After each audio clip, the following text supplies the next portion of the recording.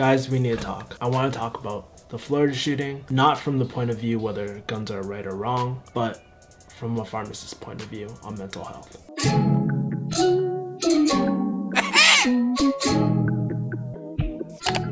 What up guys, it's your boy Kevin Yee, the Pharm D, aka Kevin the Refugee. And I'm actually waiting for my friends in the parking lot. I'm actually about to see Black Panther today. But I wanted to talk about, the Florida shooting, but not from like a political, like are guns right or wrong or anything like that, but what I believe is the root problem from a pharmacist's point of view. I feel like everybody's fighting so much because they're arguing over the root problem, right? You got people saying that guns are the problem. They're saying that this is the root cause. And then you got other people saying that it's mental health and whatnot. And I really want to touch base on this, like on mental health. Then you got people that are saying that they want to arm the schools and stuff. And I think Joe Rogan, like I was listening to his podcast recently, and I think he brings up a good point. It's a very good question. And it's a question we all have to ask ourselves, like how many times does this happen before something happens? And is the answer arming the schools? That's a fucking terrifying answer. Putting armed guards at schools. Like I saw a story where someone had held up 2 signs, which it was like a Instagram thing, and so it was the 2 signs were which one of these signs would make you feel good if you were like a killer. And it shows no weapons, like a no weapon sign. And then it also shows a sign with an armed guard saying that the staff is armed and trained. And, you're looking at the 2 of those, and you're like, oh, God damn it. I don't want either one of these fucking things. Yeah. I definitely don't want weapons in the schools. But I don't want them to need weapons in schools. That's why I don't want it there. Yeah. But when when scenes like this happen, you have to go, well, is there a way? I don't know. I don't know what the way is. It's a really morbid feeling. What's worse, right? Not like what's going to deter a shooter, knowing that all the teachers are armed, or that or the fact that we just have to have guns in the school and that's a requirement now. Man, I never thought that this shit would ever happen, man. To me, as a pharmacist, I have to say, man, depression, mental illness, all that sort of stuff, it's sort of stigmatized in this society, man. Depression and all that sort of stuff, we look at it as like there's something wrong with you, right? Chemical imbalances, that's why we have SSRIs and all this sort of stuff. I don't know, maybe I'm just wrong because I'm not a psychologist or a psych doctor or anything like that, but I just feel like, man, the way we approach medicine sometimes, it's so impersonal, man. When I was a teenager, I had very depressing thoughts, I even had suicidal thoughts at times. And then you hear stories about like the FBI knowing that he's like trouble kid and stuff. Even the people in the school knew that he was very troubled. And what's the real problem here, man? Obviously there's some people with chemical imbalances. I'm not saying that there aren't people like that in the world. That's why some of these drugs actually work. Then sometimes you get people on those drugs and they're still depressed, man. They still have suicidal thoughts, given that that's like a warning on every single antidepressant. We still have depressed people despite the drugs, man.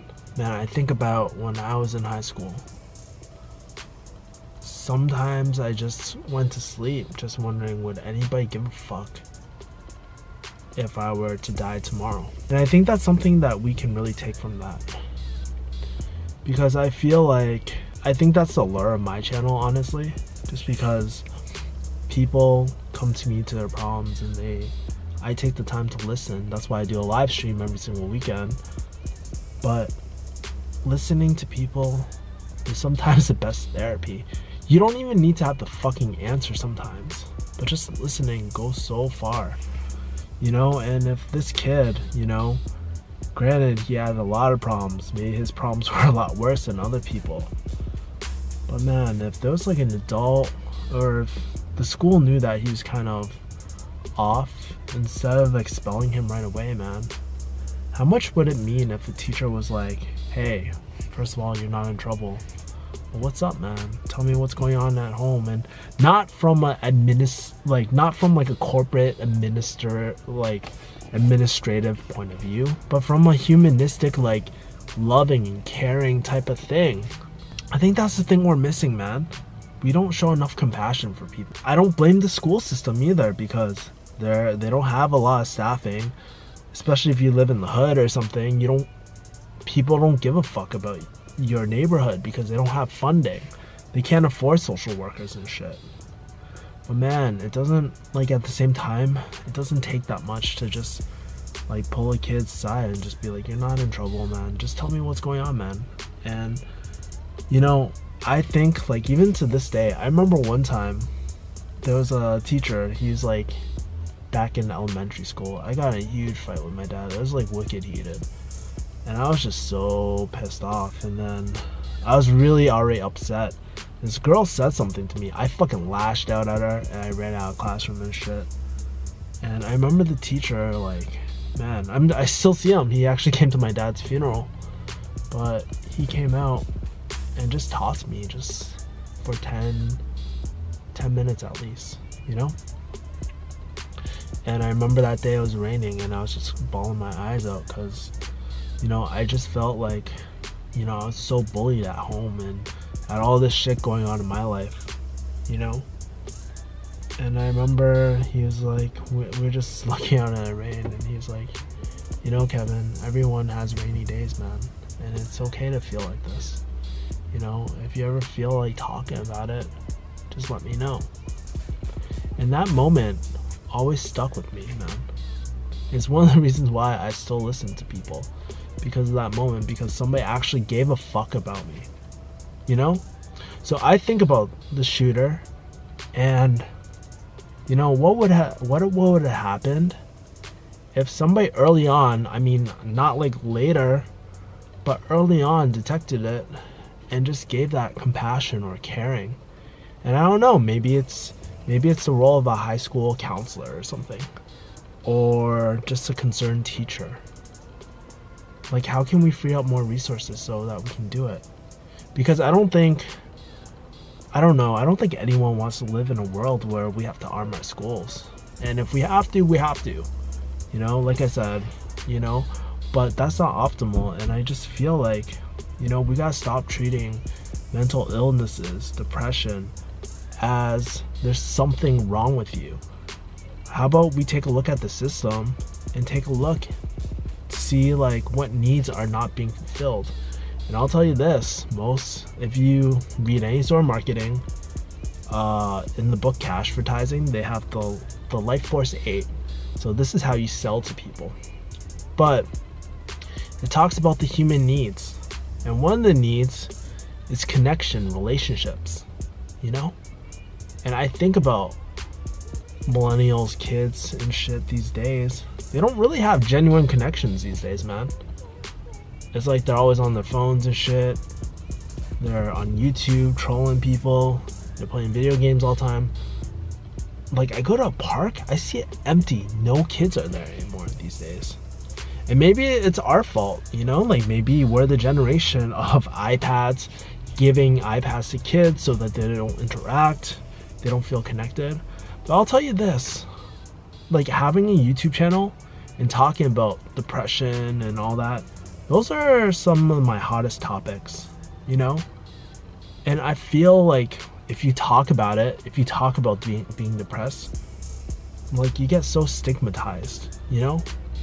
Like, I remember when, like, I voiced, like, one of the reasons why, like, some pharmacists look at me crazy is just because I voice how I feel. I voice how sometimes I'm not happy in this environment where we get verbally abused by our patients all the time, you know?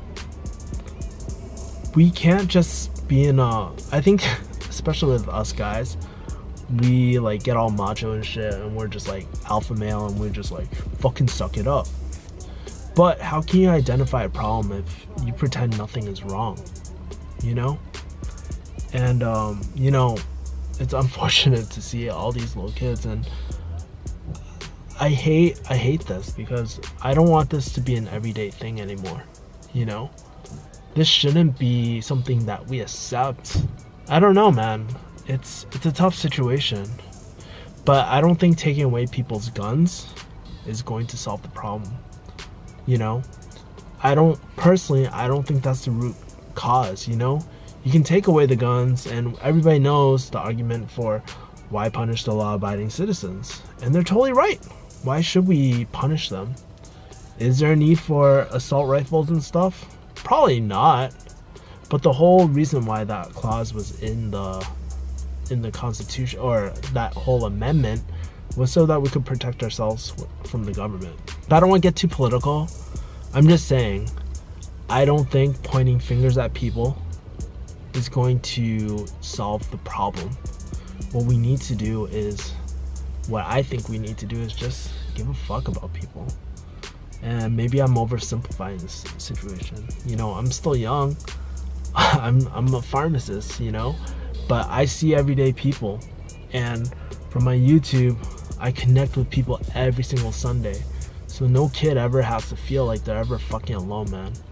And that's why I wake up. That's why I hustle. That's why I want to create this life, you know, where I can just talk to people, really connect with people, talk about real shit, you know, and stop, like, you know, it's fun. It's nice to just have fun all the time and shit too. Like, I honestly love it. You know, I think that's a huge thing that's really important. Like I said, I just think these days we just need people that give a shit about each other, you know? And especially in a world we're all so divided, I think this is one issue that we can, whether you're left or right or Antifa or like fucking like pro KKK, whatever, white supremacists, I think we can all agree. We all care about our children, you know? We don't want to see them go into this world where they have to stay strapped, where they have to carry knives with them and shit. One, we just need to have real connection with people.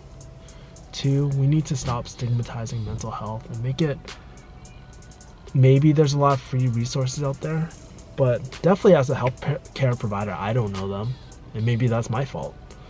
But even as I'm going through my dad's death and I'm unemployed too, I don't even know where to go if I wanted therapy. And so maybe that's a huge issue too, that with the public, we just don't know, like, it's just not public knowledge, you know? And if there is, I would love to make it public, like, love to let people know about it. But at least from my eyes, even as a health professional, even as an educated health professional, like, I don't know about it, you know? If there's a key takeaway, and you don't watch the rest of this video, the main thing is just that we gotta start giving a shit about people. Again, we gotta start listening to each other and having more compassion. And I'm not saying that it's the teacher's fault or anything, it's the system, you know? And we currently don't have a system where people feel like they're valued. People feel like they're forced to do something that they hate every single day. And we see it in the workforce. You know, I was listening to Joanne Hari on Joe Rogan, and he was saying like 80% of people don't like what they do for a living. And it shows, you know, and it stems down from our childhood and shit, you know? I think what we can do is start giving a fuck about people, stop stigmatizing mental health, and make everyone aware about it, and honestly just give a shit about each other. Anyways, guys, what do you think? Leave it in the comments below, and I'll see you guys next time. Peace.